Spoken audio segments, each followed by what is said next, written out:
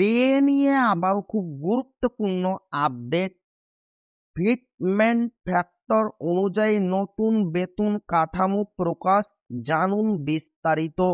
কেন্দ্র সরকার আনুষ্ঠানিকভাবে অষ্টম বেতন কমিশনের টার্মস অফ রেফারেন্সে টিওআর বা শর্তাবলী অনুমোদন করেছে।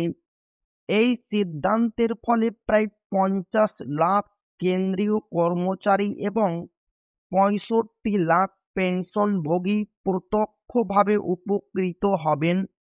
কমিশনকে আগামী 18 মাসের মধ্যে রিপোর্ট জমা দিতে হবে, যেখানে তারা নতুন মূল বেতন নির্ধারণের জন্য ফিটমেন্ট ফ্যাক্টর নির্ধারণ করবে।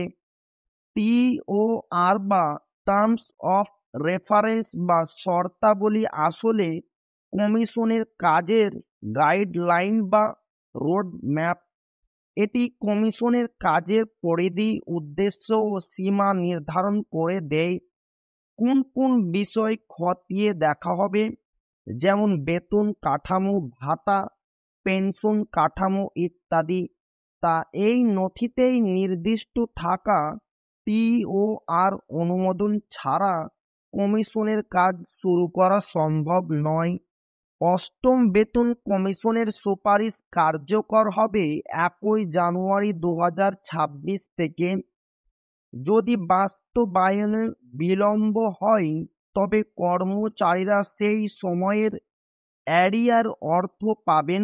সরকারের এই সিদ্ধান্তে সরকারি কর্মচারীদের মধ্যে আশার সঞ্চার হয়েছে, কারণ এটি সরাসরি তাদের আর্থিক অবস্থার উন্নতি ঘটবে।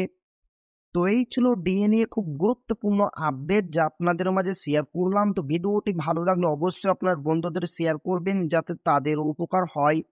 আর আপনি যদি এখনো আমাদের চ্যানেলকে সাবস্ক্রাইব না করে থাকেন, তো অবশ্যই চ্যানেলকে সাবস্ক্রাইব করবেন এবং আমাদের পাশে থাকবেন। তো আবারও দেখা হবে ডিএ রিলেটেড খুব গুরুত্বপূর্ণ ভিডিওতে।